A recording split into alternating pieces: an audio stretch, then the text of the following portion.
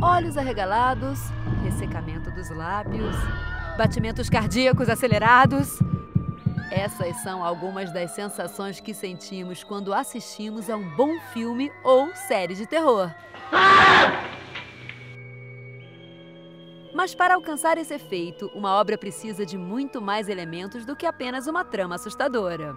E em clima de Halloween, hoje o Amo Séries vai te mostrar as principais técnicas que te fazem tremer de medo. Apesar de muitas vezes alcançarem esse efeito com uma plateia que ainda tinha pouco contato com uma experiência cinematográfica, logo as técnicas usadas se mostraram rudimentares demais para impressionar um público mais exigente. Mas, com a evolução das técnicas narrativas, logo o cinema passou a explorar novas formas de se contar uma história, estando o terror entre elas. Há uma discussão de qual seria o primeiro filme de terror, mas, sem dúvida, Nosferatu, de Murnau, representou o primeiro marco do gênero. Ali, se ensaiavam elementos que despertam a sensação de medo, como o uso de sombras para esconder e revelar uma ameaça. Porém, foi o Universal Studios que criou as bases do que conhecemos hoje como um filme de terror.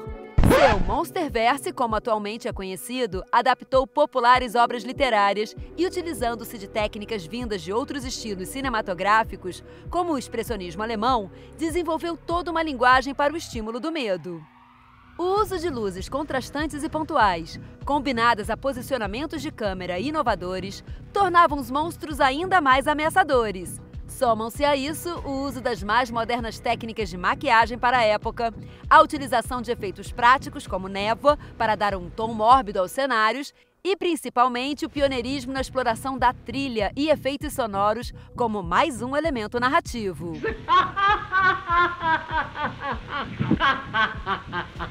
Em uma época em que o cinema sonoro ainda engatinhava, os filmes da Universal fizeram do som um dos seus maiores aliados.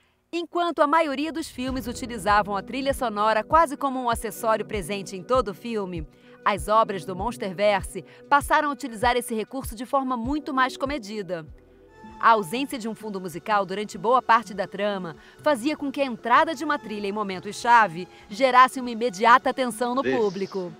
Enquanto isso, os efeitos sonoros como passos, ranger de portas e gritos estridentes deixavam o espectador em alerta durante todo o filme.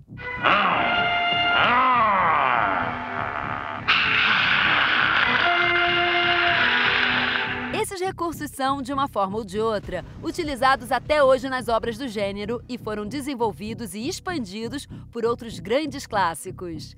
Filmes como Psicose e O Iluminado, dos mestres Alfred Hitchcock e Stanley Kubrick, exploraram ainda mais o suspense, criando medo e tensão, não por meio de sustos ou de uma presença horripilante, e sim com técnicas de montagem que geravam uma incômoda expectativa de que algo terrível pode acontecer.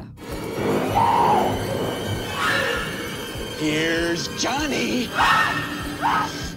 Já obras como O Exorcista, considerado por muitos o filme mais assustador de todos os tempos, associam a sensação de medo com outros sentimentos desagradáveis como nojo e repulsa, valendo-se de cenas fortes com intenso realismo gráfico.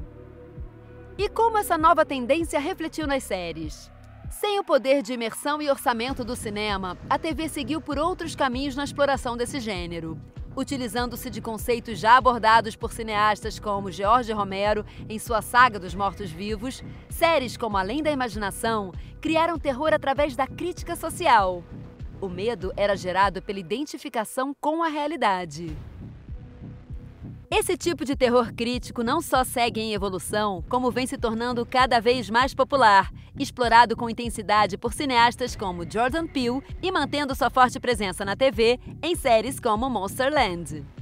Ao mesmo tempo, a evolução dos meios de produção e dos aparelhos de som e imagem permitem que cada vez mais as séries de terror se utilizem das técnicas cinematográficas para trazer as mesmas sensações geradas na tela grande para o sofá de casa.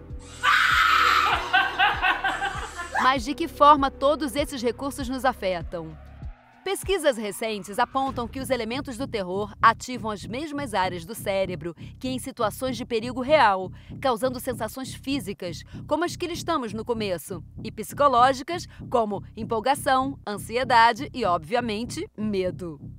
A diferença é que, sem a presença de uma ameaça verdadeira, esses sentimentos acabam também gerando uma sensação de prazer, tal qual o efeito de praticar um esporte radical ou andar em uma montanha-russa. E essa eterna busca por despertar os sentimentos mais primitivos de seu público faz do terror um gênero em constante renovação e que acumula milhões de fãs.